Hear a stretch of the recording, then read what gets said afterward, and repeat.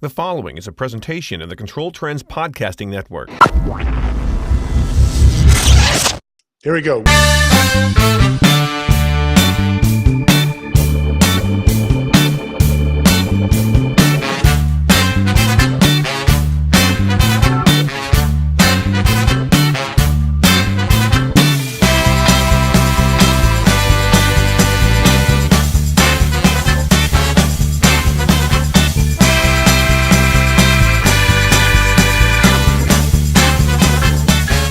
Look up something? No, I guess you heard me say something and she was responding. All right, ready, big dog? Ready. Here we go. All right, hi, welcome to Control Talk Now, your smart buildings video casting podcast for the week ending February 17th, 2019. This is episode 303, where we talk about all things smart building controls and pretty much anything else that interests us. And I don't know about you, but what's interesting to me right now is to find out what your host and mine, the man, the myth, the legend, did for Valentine's Day. Because if you're a guy out there, one of our guy listeners, you know that Valentine's Day is a potential for big trouble if you don't get it right. So Kenny Smyers, welcome to the show and tell us about your Valentine's Day. Love to. It was great. We were down to the Siemens Talent Summit, Partner Summit 2019. So Rita was with me. And on Valentine's Day, down at the French Quarter, they have all these really nice opportunities for couples to enjoy Valentine's Day together, whether it's a dinner or whatever. So we went to a champagne Valentine's happy hour.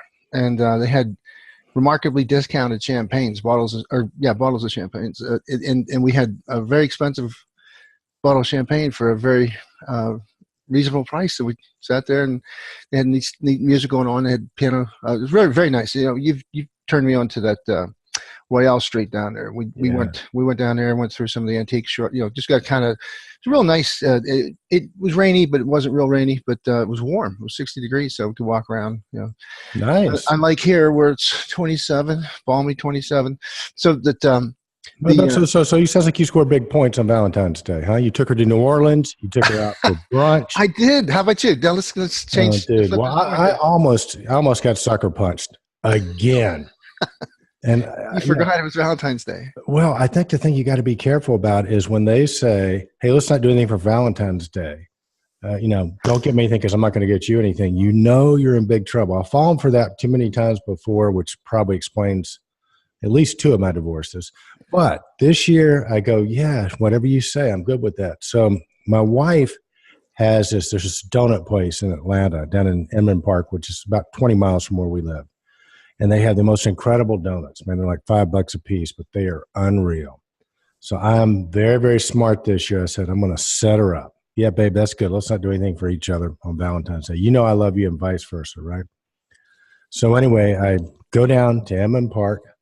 I get into Revolution Donuts. I'm standing in line, and all of a sudden I hear this, "Eric, what are you doing here?" No, it wasn't one of my ex-wives. It wasn't one of my ex-girlfriends. It was my wife. She had the same idea that I had. So she had already bought the donuts that she was going to give to me for Valentine's Day. So, baby, let me tell you, it was a big win for me because I got the thought points for thinking of this, and I didn't even have to buy the donuts. So it was all good. Oh, well done. See, you like-minded on that. I think you took me to that donut shop, so I've been there. It's pretty neat place. So, Kenny, man, you were at the Siemens meeting, man. Siemens seems like they're doing a lot of good stuff. So what can you tell me and the community about what Siemens is up to? Well, it was very, very time well spent. I personally had some interesting things we can talk about, but the Siemens thrust at the Partner Summit was that they've got some of the best contractors in the country, and they're looking for more. And so they have very lucrative offerings in terms of products and services. Siemens, as we all know, just recently invested and bought J2 Innovations. They bought Enlightened, a Silicon Valley company, and they bought Comfy. And we got to see how those things are going to be engineered into the various products that Siemens has available and what they're going to offer in the future. Wow. So can you talk about, because it's something we're going to be talking about the Johnson PENN post a little bit later in the show. Mm-hmm. And it seems like, Johnson is really on that sort of a similar path where they are buying up companies to sort of bundle for a solution. So it seems like If you had to guess, what's Siemens bundle? What are they trying to accomplish here with this bundle? Because you mentioned some really great companies here. Well, so one of the initiatives that we saw was the light commercial buildings, how 80% of that market's underserved. They have no form of building automation. They might have a corner therm still, or some sort of night setback thermostat, or maybe even taking it to a do-it-yourself level with one Nest thermostat, or a Wiser Air thermostat from Schneider, or Ecobee. But the problem is that there's so much market out there that is not presently, it's underserved. So Siemens has specifically taken lowered the turrets down and put that on that target market now, and have provided us the IoT tools either through a cloud service or through RT unit controllers with wireless connectivity, and also with a Decigo control point, which is an amazing product that can serve as an intermediary. It can definitely handle large buildings, medium-sized buildings, and small buildings, but it's priced so that it can handle the small building to the medium-sized commercial buildings. So it sounds like it's scalable then.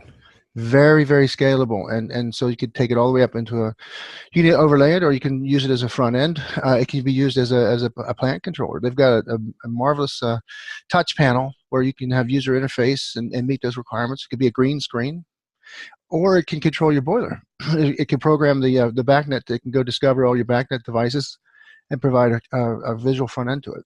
Oh, very, very cool. Now, do you program that in, what do you program it in? Do they have a programming tool? Or? The tools on board, yeah. Well, I mean, obviously Siemens would have a preference to use one of their Siemens tools, but right. But it has, the ability to let you use your BACnet front end, so if you're using don't want to name too many specific names on it, but it's very friendly, put it that way. So and it sounds like if it's using BACnet, it seems like you can integrate it with other systems very easily. Absolutely. Okay, so it'll go out and discover anything that's BACnet listed or whatever, and bring it up, populate a graphic, and then let you do the things you need to do with an automation system. So you get schedules, alarms, event, so you can do things, So if does that include the J2? For our audience who might not know J2, Scott Mensch, Jason Houck and the guys, or Jason Briggs and the guys. Jason Houck is with HEPTA.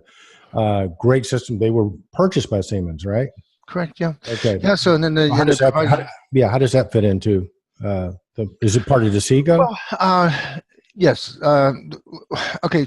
Graphics part would be coming from J2. In other words, J2, their specialty was the framework, right. And they were really fast to adopt HTML5 and get it going so that it would work with all the smart devices. And they had some great engineering achievements that made their framework jump forward. So it's a very app-friendly and cloud-friendly front end framework, So it's going to cause other people some cramps because it has incredible capability and it has the deep pockets to support the constant development and changing. But basically, they're creating the ecosystem so people with applications that are cloud services, this can get you into the,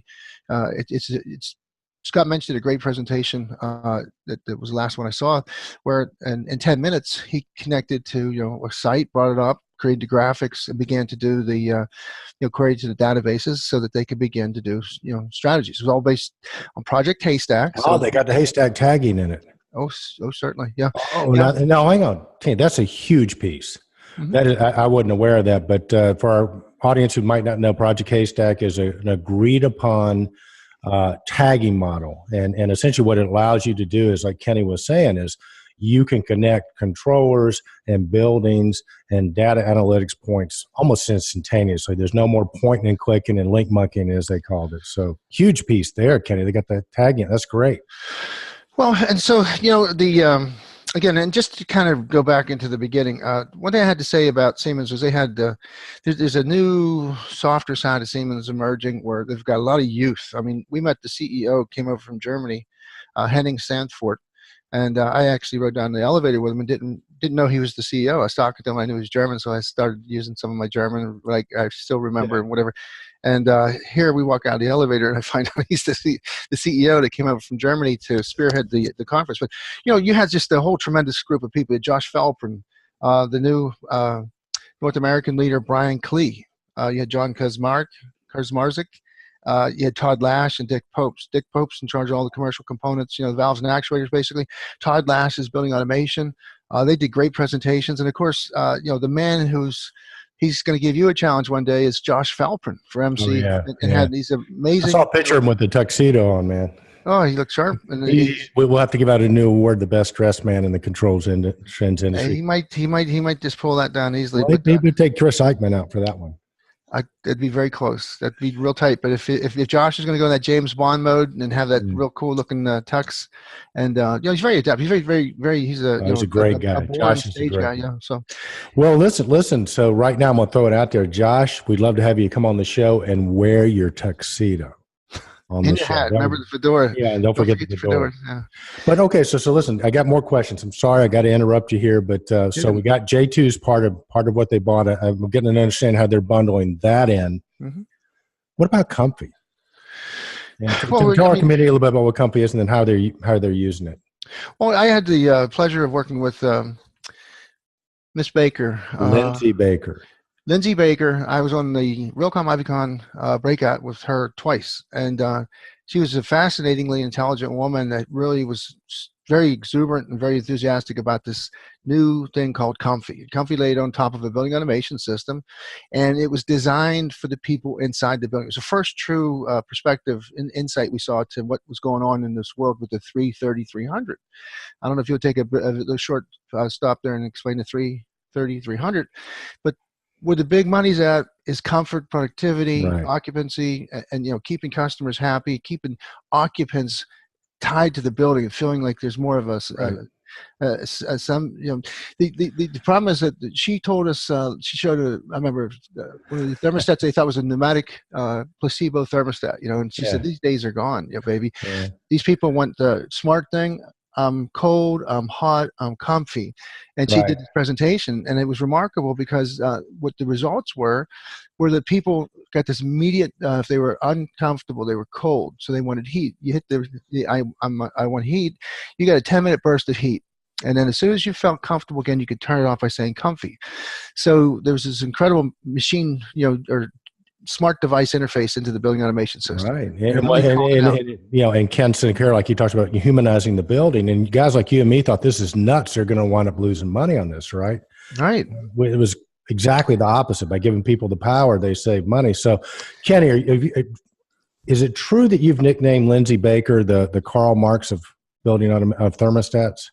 Oh dear, I'm gonna defer that because she's no longer with Comfy. She's on her way to WeWorks. Yeah, and I hear she's doing. I got to talk to a couple of her colleagues. One of her colleagues, we were rehashing history because it's already 5 years ago. But so to make a long story short, this Comfy thing now becomes the most targeted zoning interface there. You know exactly where everybody's at. If they're using a smart device and they're engaged with the Comfy system, then you know where they're at. So more about your building than you ever really, initially started. So you get more accurate zoning. You've got all this data now where people are during what time of the day, when people are moving out of the building. First responders can take this over and find out where the people are to rescue them in a fire. I mean, it just became, the eye-opening connectivity from the building to the people. Really, truly brought the people on board. And so the Comfy, when they first were bought by Siemens, nobody knew where it was going to go because Siemens obviously has, different levels of portfolios that they can put Comfy to. So we now think that that's going to be, they're going to take advantage of it. They're going to put it everywhere all the time, as long as it makes sense. And then they bought Enlightened. Yeah, that's a lighting company, right? Right. So that's a silicon. It's like a smart. Again, it's all IoT. Has amazing, information to offer as far as dwell times. The same kind of perspective we learned from Acuity about, this is going to make consumers, really and truly connected to the retail space. So retailers will know where they're at. They can do the shades and the lights. They can enhance the images. They can play music. They can do dwell time, monitoring and find out. They can send, if you're using the beacon system and the consumer wants to be part of the beacon system, they can receive, discount coupons. I mean, they can get updates, and go all the way to when you walk in the building and say, "Mr. Stromquist, it's good to see you back, Eric. I'd like to take you to men's shoes. We've got a sale on Italian shoes." What was that movie with Tom Cruise about 10 years ago, Minority Report or something like that? Do you remember that movie? And he was walking around and the signs were talking to him, and we were all just going, "Yeah, that'll never happen." And here, Total Recall. I mean, they were both. Was it Total Recall? Yeah. Well, Philip K. Dick, he did the first one with Total Recall. Yeah. And then he reiterated with Minority Report, and the other one where he was way ahead of his time. Amazing author. Well, and I think we need to give some props here to the Acuity Distech, because I mean they were doing this, and I think other companies are starting to react to, because they, with their lighting, very similar type stuff, very powerful for retail, where again they would know where you were, how long you dwelled, they could change the lights, they could change the message or whatever. So it seems like that Siemens is getting this too, which is really powerful. And Johnson, we'll talk about in a minute, they bought a lighting company as well. So Well, Eric, let me just say this, baby. One thing we learned at Siemens at this breakout was that we're leaving half of the project on the table. We've got to get into lighting. Like Scott Cochran told us with his business was that all of a sudden as they lost more and more components, and the architecture for the DDC components, for field servers, field specific devices, and then the supervisor, all going into the supervisor.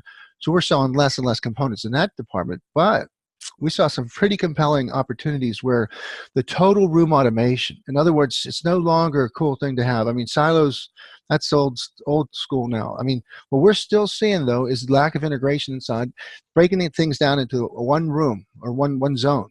How can you optimize everything there? How can you optimize the lighting through the outside shading, blinds, the internal lighting, the HVAC, and how do you achieve optimality? Well, there's algorithms now, and Siemens has it, and they just put the KNX webinar on Controls Group North America. I don't know if you saw that, but it really. So what's happening, Eric, is coming from Europe. Europe has done this for many years, and now it's okay. Well, hang on, back up a minute, because I you know me, man. I've only had one cup of coffee today. It's going to take me a second. So, okay. So I'm hearing a couple really, really cool things here. One is the lighting, and again, when we talked about the $300 rule, and basically $300 being the productivity. So if you can have people be more productive, right, then that's what the owners are starting to really pay attention to. Or now. Students being better students, because that they're going through different phases during different times of the day. Right. But that's all predicated on lighting. In other words, if we're trying to affect that 300, that 300 piece with the way we typically do it through controlling temperature and humidity, that's a component of it, but a small component. So if you really want to ramp up and be in this game, I think what Kenny's saying is, you got to incorporate the lighting, because that's where you're going to get that big thing with the 300. So that's one takeaway I got. The other takeaway I got, and I want you to elaborate on this a minute, is that it sounds like Siemens is thinking about things not in terms of individual systems. So we got our lighting control, we got our thermostat, and we got our VAV. It sounds to me like what they're saying is they're rebundling that, and they're thinking in terms of total room control. So we're not going to give you a VAV controller necessarily, or a thermostat necessarily. We're going to give you a total room solution. Is that accurate? Absolutely accurate. And the DXR controllers that they're improving every time we see them are exactly that. It's the cornerstone of the zone. So what it can take care of is the lighting, the shading, the HVAC. The point of really getting into the light commercial space and getting into the pyramid where the big markets at 80% of the buildings out to remember underserved. So as we drive by, and again, New Orleans was no stranger to light litter, because it was everywhere. It was rampant. And we know that's a bad thing, where light litter is when lights are on, they're not supposed to be on, and they're costing a great deal of money that we can't afford it anymore. And right. Well, more specifically, and I got to hop in, because you coined this phrase, Kenny. I got to give you credit for it. And you coined it maybe 10 years ago, 8 years ago. And Kenny and I would notice in the purest form, the definition is, it's a sunny day, you're driving by and the lights are on outside. And Kenny just goes, look at that light litter. So he and I went on a real campaign. I mean, to the point that we were even soliciting the candidates running for president in the last election, going, hey, we can help you cure light litter, because it's an easy fix. And it was how many billions of dollars back when you did the research? It's between $3 and $4 billion a year is wasted on lighting. Yeah. And most of the places we see it are government facilities or municipalities and stuff like that. So it's like, and roadways, because things happen. I mean, lightning strikes. You have power outages and whatever, and we've had tons of them. It means that if you don't have ability to wirelessly reestablish your time schedule or have a service company doing it, it goes abandoned for a lot longer than it should. So, but to your point about what's how are we going to fix things and do things? Well, the more products that are oriented to service that and bringing down the costs, bringing down the barrier of entries, getting more channel partners involved. So you might have to see some more people involved. But now Siemens is producing these products, coming on board with the light commercial scene with products that are going to make it easier to do. So Right. they're eliminating a lot of the headwinds and all the reasons why not. And so one of the big things they talked about was the RDS 120, the Advanced Cloud Connected Thermostats. So it's already out of the box going for light commercial residential applications. So it's like wait a second. That RD20, it's been around for a while, man. That was just a kick-ass thermostat, right? It's been around for a while. So now you're saying they've got it enabled for cloud? No. The RDY 2000's been around, and that's a backlit thermostat too. I got you. This is the new puppy. They had the RDS 110 in Europe. This is like your Nest. So this is basically, it's got near and far sensors. It's got 6 sensors on board, which is the most sensors to date. So it has, for lighting, occupancy,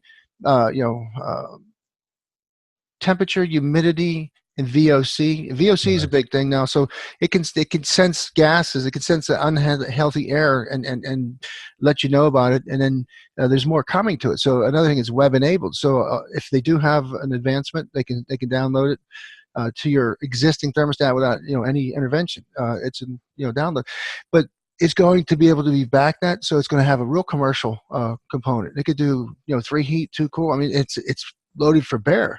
Wow. So I see this as a great opportunity too. And once you get back on it, it'll give you that really cool appearance inside of a commercial environment space. So in other words, they'd like to have it on the wall or the residence. Yeah, exactly. Because I tell you what, it used to be people wanted to have, like, they would show off their Lamborghinis or their Ferraris or their expensive clothes, and now it's their thermostats, right? Well, I'll tell you, the funny thing about it is that I have a thermostat. I have a Wiser Air on my wall right now. And when we're in New Orleans with my wife, I get alerts on my phone saying storm warning, flood alert, because it lets me stay connected to my house, my thermostat. And then I noticed that I had kept it. It was really, really cold, and then we had a mild period in Pittsburgh. So from a remote, I can keep hitting thumb down, and it tells that it's learning from my behavior. It knows that I'm not in the facility, in my house, and it's saving me electricity. I mean, saving me energy. And I got to tell you something. We've interviewed virtually every major thermostat manufacturer over the years and covered every great thermostat there is. But there are 2 people I'm calling you out right now. Nest has never come on the show, and you don't need to be afraid. Really and truly, we'll set you up to succeed, not to fail. And then our boy Stuart Lombard from Ecobee, man. Stuart, man, you ride the bike. You're one of our heroes. We used to give you a lot of love. So if you know these guys, tell them we want them to come on our show and be a guest, because our community deserves to hear from these folks, right? Well, yeah, and they both are doing extraordinarily well. And Ecobee 4, I just saw it. They're part of the CGNA preferred vendors, and I'll tell you what, that's a heck of a thermostat too. So I mean, there's a lot of opportunities, and that's the whole point. Let's get going. So what's missing, Eric? If we get the products there, why aren't those products getting put into play? We've got to get the money, baby. How do you get the money? How do you pay for this? I'm glad you brought that up, because another fascinating part of the world we live in is we know what needs to be done. You got these incredible, prophets. Jim Young in particular saying, we've got the technology, folks. What's holding us up? Well, obviously it's the bucks, it's the dinero, it's the yen, the mark. Listen. And I just got to tell you, right? But money is so cheap right now, because if you don't have enough, the government just prints more of it. So money's cheap. Don't let money stand in the way. You just got to get somebody to give you some of that cheap money, right, Kenny? No. In fact, we had a breakout, and I was extraordinarily impressed with some of these are not make-believe anymore. Siemens is availing a financial program so that schools, hospitals, municipalities, commercial facilities, you can apply for Siemens can provide financing now through other. Siemens is a global, so they can live and die with the ups and downs of the currencies and the fluctuating markets around the world. But we knew we had to get a fix on how you're going to provide BAS as a service. How could you take something instead of $1 million bond, for a school or whatever, and get it today what you need now, so that you can start saving over the time instead of keep going back and forth, or starting out with a $100,000 job and it's modular and everybody's screwing around, and you got player A, player B saying they can do the same kind of work and they can't, and then always problems. So that somebody told us, fix it. Go out and find a way, get partners to provide the service as a monthly installment. And they showed one project in particular where it was a $500,000 total project. I'm sorry, that was the one where you got to get involved in lighting. The other one was even more than that. It starts around $200,000. It goes all the way up into whatever the total cost of the project is. But they have financing tools, and they have the ability to do like the 2-minute or 3-minute or 5-minute evaluation of whether or not you can be qualified for it. But then it showed that they were paying $7,718 a month or something, and they got the job done. So they got a contractor that's capable. They've got a finished product or a finished solution that's going to start bringing ROI, start saving money. That money goes right back into the program, pays your monthly expense now. So if you think about it, it's almost like a mortgage, but or like a lease. I mean, or you get the benefit of living there. Right. No. I'm sorry for interrupting, but no, I just think it's such a great concept, and I think for our integrators out there, I think the branches have had the ability to do this for a long time, right? And now I think it's another indication that if you want to be in the game, you're going to have to, think differently. And, part of that is you sort of have to answer the question, how are you going to pay for this? And if you can provide that solution, then boy, you just loaded for bear, right, Kenny? You sure are. So we got a couple of these weren't like make believe things. These were actually presentations done with real locations, real people, and then there's more to come on that. But so we talked about some of the great business opportunities. The whole idea now is the design of the IoT being disruptive and being a bad thing is really changing colors. In other words, it's now a good thing. Right. Now is a great opportunity to do it because you couldn't do it before because of this, and this. You had all these reasons why you had these legacy systems that you were afraid to break if they didn't need fixed. And now you're saying before it's too late, take advantage of these things to get in the game, get some skin in the game, get a competent partner that's working on your behalf.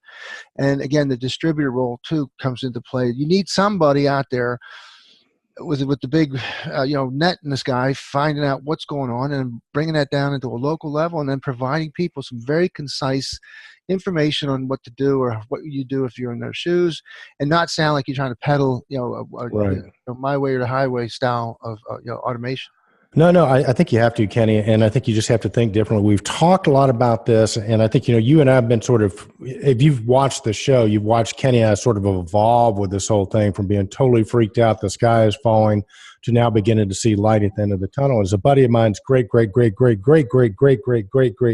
uncle, Uncle Kung Fu from China used to say, with great chaos comes great opportunity. And, I still think we're going to see the chaos. I think you're going to see a lot of people that are not on board or not knowing what to do, not knowing how to handle this chaos that's coming at us.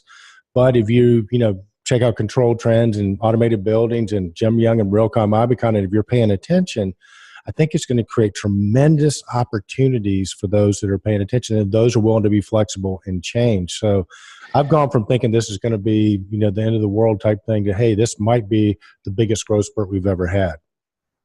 Right. And I tell you, it's not magic. So one of the other things I saw was that the great team that Siemens put together, again, infusing a lot of young, energetic, talented people in at this point. I got a chance to speak with John Peck, the global product manager for Siemens Control Products. Mickey Mantis, marketing lead in Siemens Systems Room Automation, with her colleague Nichelle Grant, head of vertical markets.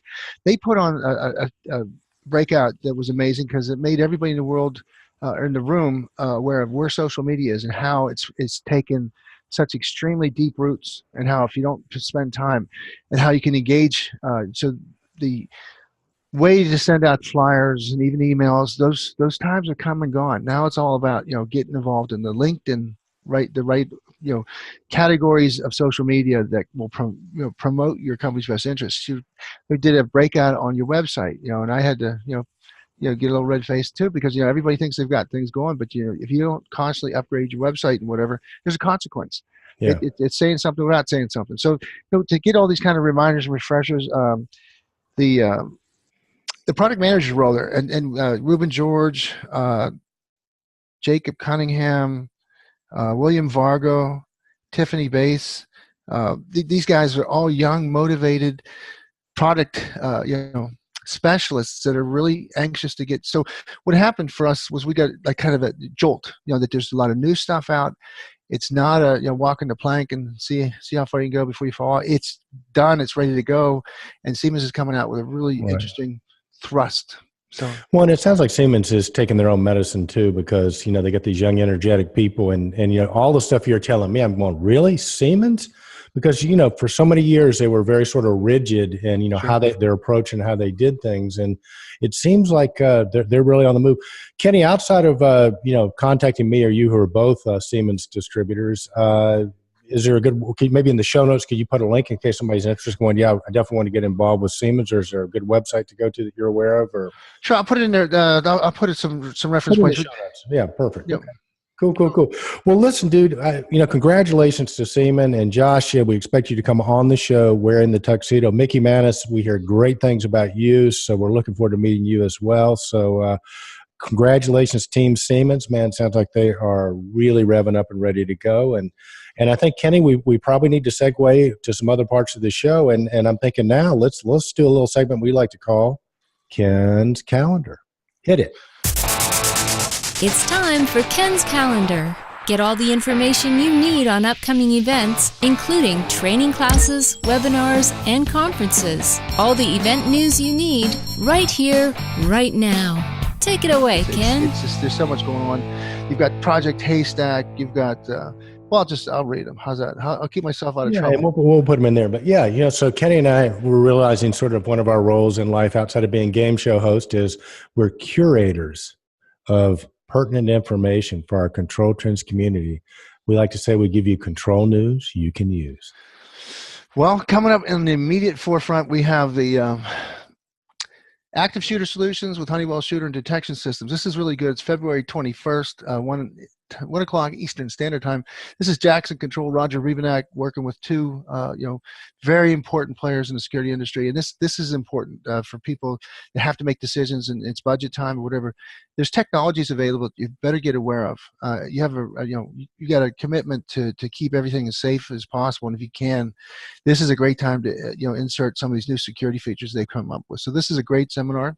Well, real quick, Kenny, for our community who might not know, what is the active shooter setup? Why should they be interested? What exactly does it do? Well, it was a military product, obviously for Uncle Sam to safeguard, military consulates, whatever. And basically, it's a sensor that does acoustic detection, so it knows the sound of it, and it also does ballistic. It can see the flare of the actual gunshot. Gunshot, yeah. So what it does is it gives you an opportunity to, number one, immediate notification. Instead of guessing where the people are at, where the shots are, and as if there's more shots being fired, it will give you the exact location and the progress of the perpetrator. Two, it'll immediately notify everybody on board. There's a thing called run, hide, and fight, or something. So you have options, and there's times where you want to get away and you want to go in the right direction. So if the person's on the east wing, you don't want to run to the east wing, you want to run out the doors of the west wing. Two, there's a time where you can't run anymore. You've got to take the smartest place, and it'll give you a best guest opportunity, or best suggested place to go. That's hide somewhere, and then if it comes to it, it'll tell you how much time you got until you could actually be in the actual fields of fire and stuff. So it's real hardcore security. It's not for the meek of mind. Right, but Rod Rebenak from Johnson Controls has figured out how to integrate this with the Honeywell security, Jace, right? So that correct. So basically, right now it's just basically digital inputs. So it's not really heavy duty in terms of integration. The sensor's a very sophisticated sensor. It's not not cheap. And the thing about these kind of sensors in our IoT world, it's like a software maintenance agreement. There's a whole new premise coming that you can't just put something in and forget about it. It's not like putting in a refrigerator or a stove or an oven where you put it in and 15 years later you say, oh, damn, thing's not working. This thing has to be maintained. This means you make a commitment, so you have an ongoing program and you constantly know what the health of your system is. Yeah. So it requires a managed service. Yeah. Managed service. And see, the other thing, Kenny, and then we'll get on, but I encourage you to go to Raj's thing, because Raj really understands this and does a great job of presenting it. But could you imagine talking to a school board or a university and them going, yeah, and add that as an option, they turn it down, and then heaven forbid there's a shooting and the first responders don't know where to go because they don't have some technology like this. This is one of the conversations. It's a tough conversation that, needs to be had, but it's a germane conversation. I guess I could have spun that positive. Imagine that if you talk to somebody and they put it in, and then there was an incident, and because you had talked them into doing the system, it saved lives. But there's going to be more of that to come. But anyway, Kenny, I digress. Let's get on to what's next. No. Just we have another one, Occupant Experience webinar. Oxford Properties and ExxonMobil present best practices and platform strategies. This is another one of those deals where if you go, you get some education on how important it is to do that 330, 300 evaluation, that metric evaluation. Are your occupants happy with your existing, what you offer them in terms of lighting and whatever, and integration. But so they talk about functional selection, solution integration, ongoing support, and then we of course get involved because we can tell you who the players are on that. So we always get had some great feedback, by the way, from the folks that were down there at the summit regarding Controltrends and how they do listen to it, and how it's actually led for them to pick up the phone or call an email or write an email and get things done, because there is a really ongoing need to get the right ideas at the right time. So nice. These seminars, not only do they provide an overview of what's going on, but then they give you the opportunity. If you are interested, it gives you how you go take the first steps. It introduces you to the players, the companies. Let's see what else we have. We have another seminar coming up, the Connected Car Summit. You put me onto this, where our last guest, Jardha. In the automotive, ever since we've watched that, it's been fascinating. I never knew how far gone this was. I mean, you've got an automated an AV. Let's say you could, where if you were incapacitated, it could take you to the hospital. I have this Apple Watch now, and it has a feature on it that if I fall down and I don't move for a couple seconds, it'll call the number I have to notify of a possible problem. Wow. So I mean, it's one of those deals. When do you get on board the technology train, and when do you get off? But and then of course we've got the Project Haystack coming up in May, and please visit the Ken's calendar. I believe. Well, hang on. There's one big one, buddy. The one we're going to. Sure. You saving that for last? Yeah. Go ahead. Well, it's right here, and I'll tell you, the guys that are doing it are so excited that. Where do we got this? It's the EZIO. Yeah, who wants to go to Amsterdam with me and Kenny? Here, let me get it. It's the reason why I got LinkedIn, I got Facebook, but this one here was this is the eye catcher. Oh, by the way, congratulations! Stromquist company got 2 new employees. We did. We got one named Batman. How about that? I saw that, and then so you're getting the. We got the IT guy. Yeah, we got a nice base. Thank you, Scott Cochran, for your advice. We have heeded your advice. Those of you who don't know, Scott Cochran with Cochran Supply has basically been imploring distributors to start hiring IT people. And every time we have him on the show, he goes, "Have you hired anybody from an IT professional yet?" And we have. And he's, among other things, a great Salesforce guy. So he's helping us with Salesforce. He understands our back-end system, and we're training him in building automation controls because he understands all that stuff. But his name's Batman. That was why we hired him. And now we're looking for somebody. If you're an IT professional and your name happens to be Robin, please look us up, because then we would be the only distributor in the world that had Batman and Robin working for us, and indirectly working for you. Cool. Well, we have the NFMT coming up too, the National Facility Management. That's going to be in Baltimore, and that's going to be the 26th to the 28th of March. And of course, we've got the EZIO. There we go. And I'll tell you what, they just put another post up here, and I think we're going to see another fabulous stadium. They've got, we were in the Real Madrid Stadium, we were in the Manchester United Stadium, and now this is going to be at the where the Netherlands team plays. I don't want to screw up the name here, so let me see if I can say it better. It's at the nobody will be able to repeat it over here, Kenny. It's where the Netherlands international team plays. Holland. No, I'll get it. Come on now. Oh, rats. Well, while Kenny's trying to figure out how to say this name. Well, you know what? I hit the back button and it took me back to the beginning of the page. Yeah, no, it's all right. But if you haven't been to an EZIO Global Conference, they're top hat. They really are. Kenny and I have been to, I think, every single one they have.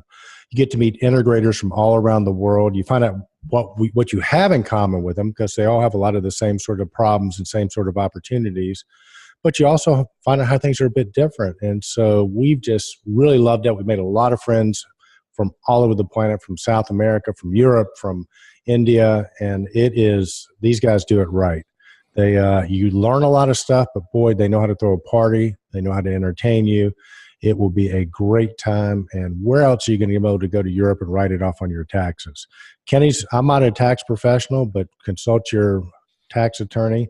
And Kenny, I just don't really think anybody cares if you pronounce this name right. No. Here, just give me the show. Yeah, give me your point here, because I'm getting up, and I traveled, and when you travel, your computers become clogged with caches from local stuff. Right. From New Orleans, and I don't want to see it anymore. So, gentlemen, we have an edit point. Well, we're not editing because this is too good. But what we're going to do is Kenny's going to put a link. He already has a post up, and you can actually, the first person that comes back and can come on the show and correctly pronounce this. You got it now. I can tell. He's got that look in his eye. Nope, he still doesn't have it. Okay, I want to talk about PENN right now. Alrighty, start on PENN. I want to talk about PENN with you, buddy. I'm not quitting until I get this. So stubborn. Yep. All right. Well, see what happens is I set these things up in like ascending order of how we're going to talk to them, and I hit the delete button. I just lost my next 4 or 5 bookmarks. You know what I'm saying? Yeah.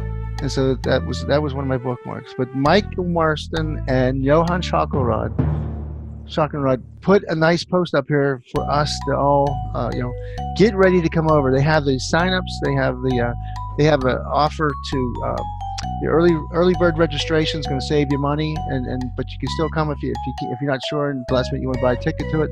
So they're going to have a great show, but it's in the. I know how I'm going to do this. I'm going to solve this by going to Google and ask them for the stadium in Amsterdam that's going to rescue me.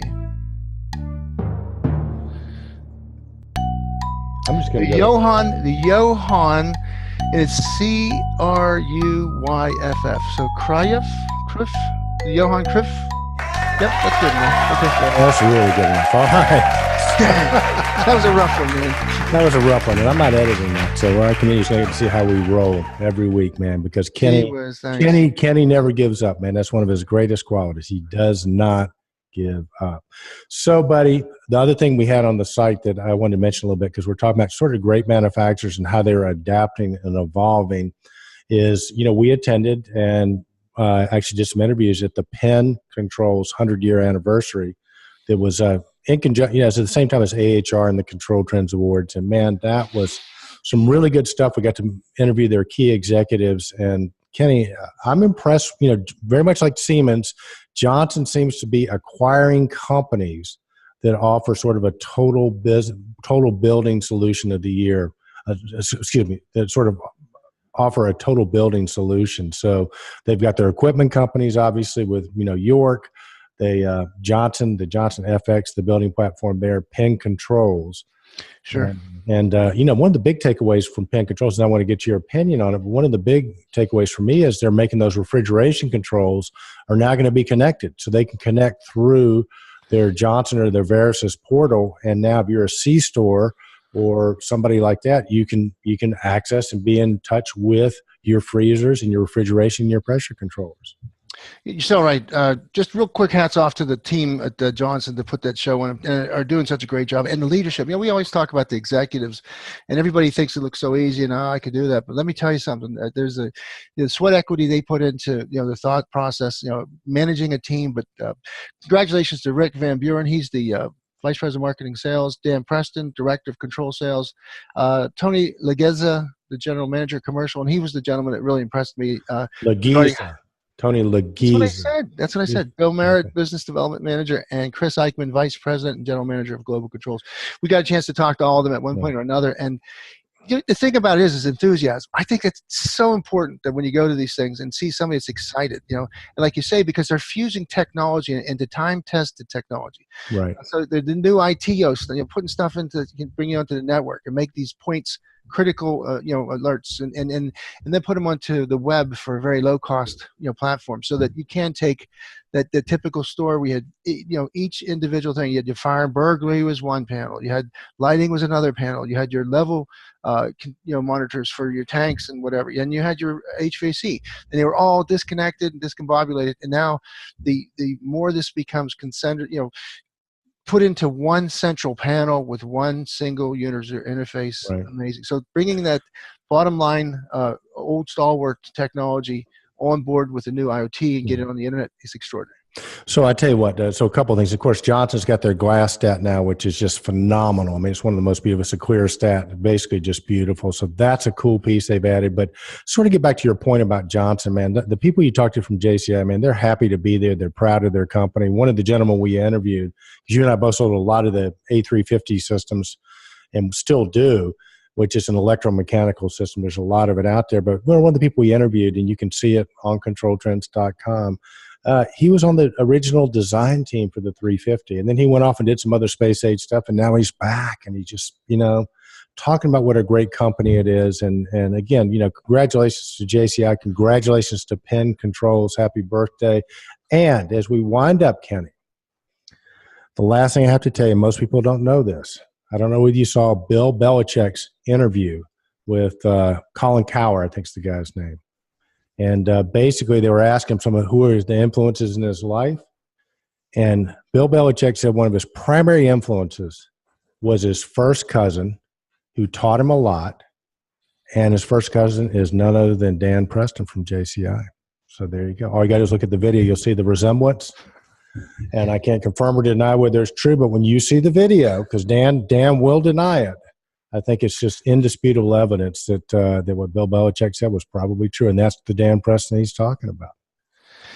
All right. Well, that's one of those ones that can neither confirm nor deny, so we'll just have to see how it plays out. Yeah, well, listen, I think we got to wrap it up here, Kenny Smyers. Well, let's do a couple of shout-outs. There's been some so what we'd like to do is all those people that send us nice little notes on LinkedIn, we sure thank you. Again, Eric, he spends hours upon hours of, out of sight, out of mind. You don't realize how much it takes to do that stuff, and we do it. And when we get those little comments back to say, "Hey, we really appreciate it," or whatever, I think that's worth the. Let's do some shout outs for that, buddy. I didn't know that, because, like I said, I'm always editing videos and stuff, so I don't check emails and I don't go to LinkedIn much. So let's hear about it.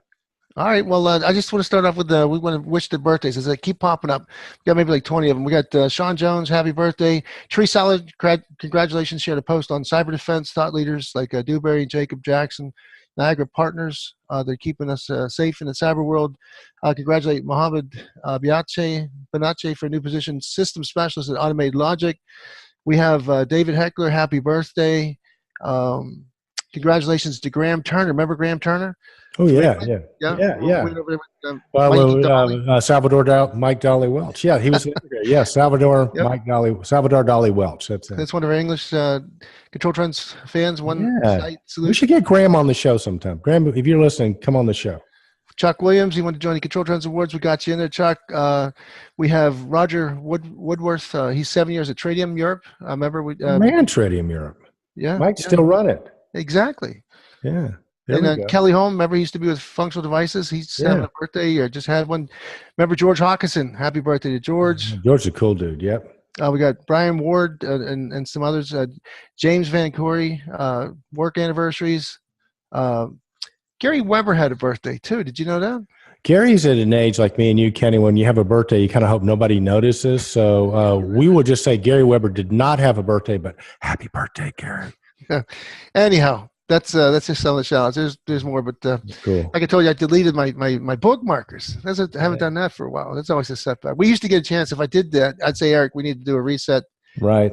We don't edit anymore because I don't have time to edit anymore. So it's what you see is what you get, sort of. But listen, I think it just goes without saying how much we appreciate the Controltrends community. And yeah, I totally on board, Kenny. We need to do the shout outs more often because it's a fantastic community. And so with that, Kenny Smyers. Well, I want to say one more thing, and I hope you'll bear me this indulgence. I just want to thank the folks. We had the Automation Dealer Advisory Council, and they voted for the new replacements for the Dealer Advisory Council. And You got it. Well, I tell you what, I was thrilled. You talk about competitions and whatever, and there's some amazing people in the Siemens talent organization. I think there's sharpest knives in the drawers, and I was the last one to go up, and I'm listening to all these resumes and all these bios and these histories. I'm thinking, man, that guy's pretty accomplished. That's quite a lot. 30 years here, and he did this and started that, and was this, and I thought, and I was the last one to go, and I was going to give Josh a little kick in the knee if I could get a chance to do that, because going last is the hardest. I mean, but people are just getting tired. My team said you just did a great job, and congratulations. Well, thank you. And I just want to thank the folks that did vote for me. I'll do the absolute best to interloculate on their behalf and serve as a medium of communication for the group. All right. So you know what the definition of insanity is, right, Kenny? Doing the same thing over and over and expecting a different result. So I've tried to close this show out 3 times already. So we're going to try something different today. Okay. You're going to do my normal part. You're going to do the outro, and I'm going to do you go Indeed, Eric, and I'll do the Indeed back. Okay. So there you go. You're up. Geez. All right. Well, thank you for everybody's your patience. We're bringing the end of Control Talk Now, episode 303. So there's your news and updates. And remember, stay bold, stay relevant, and stay in control. Indeed, Kenny Smyers. Indeed, Eric Stromquist. There's a reason why I do the outro, right, buddy? Well, you know what? That was another blind shot. You took him. Sit down, be quiet. They usually say